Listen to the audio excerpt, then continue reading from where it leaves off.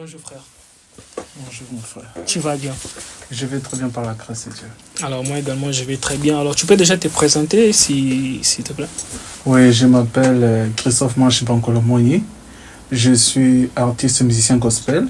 Je suis auteur, compositeur, chanteur. Alors, Monsieur Christophe, artiste Christophe, tu fais de la musique. Oui, oui. Et tu fais du gospel. Oui. Ok. Qu'est-ce qui t'a inspiré? Pourquoi tu fais de la musique et pourquoi tu as choisi faire du gospel? Bon, tout a commencé d'abord lorsque j'étais jeune. Ok. À cette époque, je n'étais pas encore chrétien. On avait une tante qui était à la maison. Elle faisait la musique, elle s'enregistrait dans les studios. Et ce qui est bizarre, j'avais commencé à développer l'amour pour la musique. Donc j'ai commencé à développer l'amour pour la musique. C'est à ce moment-là que j'ai découvert que moi aussi j'avais la chose en moi, les talents, les dons pour chanter. Alors quelques temps plus tard, lorsque on a aménagé à Kinshasa avec mes parents, c'est là que j'ai commencé à écrire les chansons.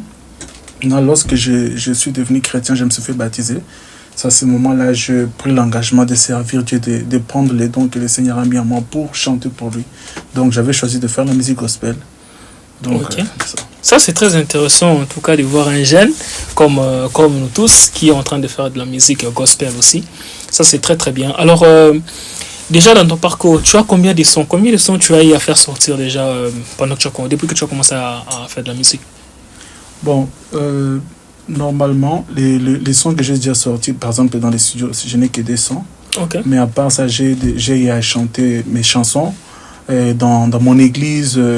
Tu vois, dans d'autres églises, par exemple ici en Europe, j'ai chanté. Dans l'église où je fréquentais, je crois, une chanson. À Kinshasa, j'ai interprété 5 chansons.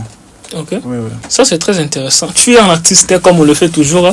Moi, j'aimerais, bon, pas moi personnellement, toute l'équipe ou bien les internautes qui seront là en train de nous suivre, ils aimeraient bien aussi peut-être écouter ta voix avec un acapella ou quelque chose comme ça.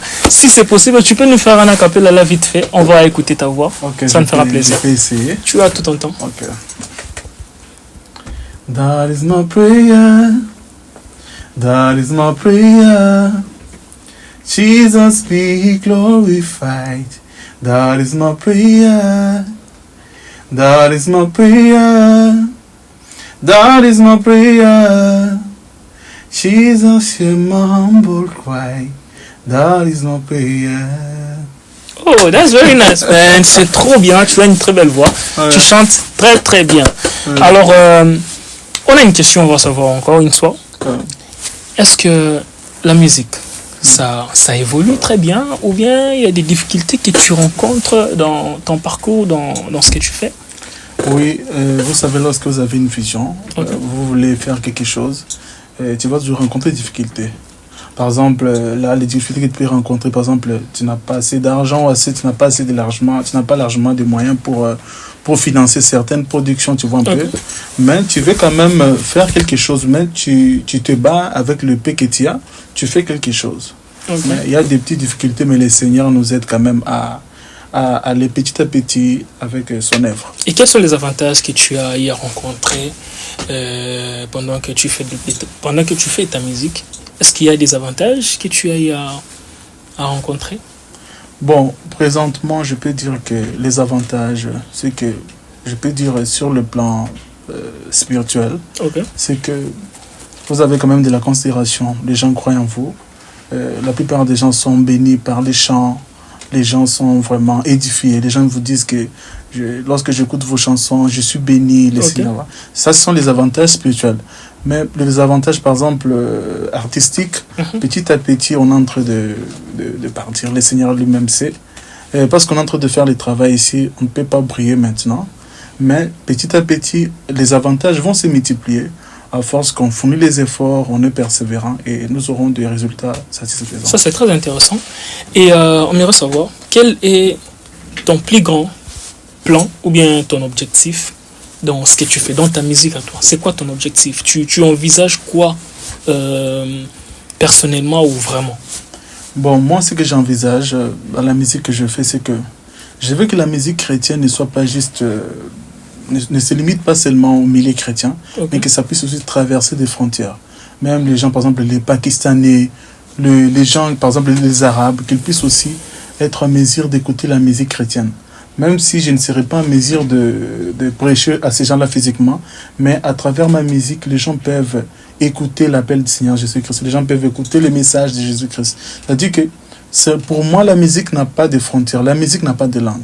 Le plus important, c'est que c'est le message, la force qui est derrière la chanson-là, qui peut toucher le cœur de ces gens-là.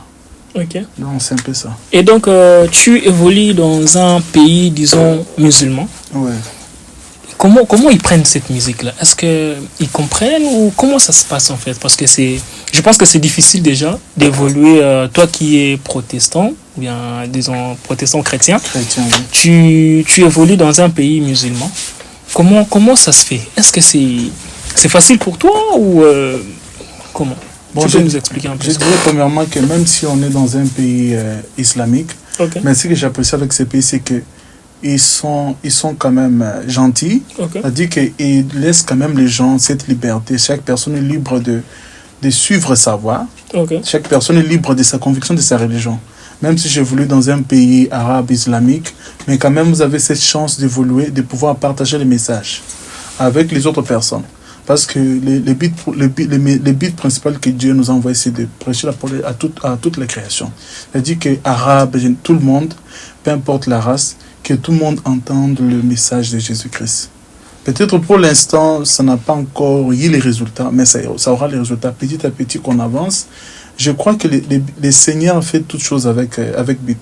Si le Seigneur m'a envoyé ici en Chypre, ce n'est pas juste pour étudier, mais c'est à travers aussi mes chansons, à travers ce que j'ai fait pour lui, que les Arabes aussi soient sauvés, qu'ils puissent écouter aussi l'évangile du Seigneur Jésus-Christ. Ok, alors on va poser une question vite fait. Lié à ton expérience, puisque tu nous as dit que tu as commencé de la musique, en tout cas depuis que tu es tout petit. Alors, la question que j'aimerais te poser, par rapport à ton parcours, par rapport à ce que tu vois, par rapport à ton expérience, est-ce qu'il y a vraiment une différence entre la musique ancienne et la musique actuelle par rapport à la génération? Comment tu trouves ça? Est-ce qu'il y a toujours cette même flamme ou bien c'est différent maintenant? Bon, c'est avec tristesse, je peux constater, c'est qu'aujourd'hui, la musique aujourd'hui, il n'y a plus cette flamme-là. Okay. Comme c'était à l'époque où les gens chantaient avec sincérité, avec la puissance du Saint-Esprit. Aujourd'hui, nous, les jeunes d'aujourd'hui, nous chantons pour plaire. La musique ancienne était basée sur la sincérité, les gens étaient sincères, okay. Les gens étaient vraiment sincères, donc ils servaient Dieu. Ils ne chantaient pas seulement, mais ils vivaient ce qu'ils chantaient. Okay. Et leurs chansons étaient inspirées, mais aujourd'hui, il y a un manque d'inspiration. Les gens qui chantent, ils ne vivent pas ce qu'ils chantent. Au lieu de ça, ils se conforment au siècle présent. Ils font les choses pour plaire aux gens, pour plaire aux oreilles des gens. Mais il n'y a rien de Dieu dans ce qu'ils font. C'est très intéressant. Et qu'est-ce que tu peux dire à la dernière position? Qu'est-ce que tu peux dire, quel conseil que tu peux donner aux jeunes aussi qui font de la musique, qui aimeraient bien aussi évoluer? Qu'est-ce que tu peux dire à ces jeunes? Bon, en bref, ce que je peux dire aux jeunes artistes comme moi, c'est que vous devez être authentique premièrement. C'est-à-dire okay. que lorsque vous avez un talent, vous avez un don pour chanter pour Dieu. Si vous avez décidé de chanter pour Dieu, donc quand on parle de la musique gospel, c'est l'évangile. Donc ce que tu fais doit être conforme à la Bible. Okay. Tu dois être inspiré par le Saint-Esprit. Tu dois aussi vivre ce que tu chantes. Alors tes chansons seront des chefs-d'œuvre qui dureront des années et des années. Très intéressant. En tout cas, c'était un grand moment et un grand plaisir pour moi de passer cette émission avec toi. Oui. Et j'espère que ça ne sera pas la dernière fois pour pouvoir faire encore des bonnes choses avec toi.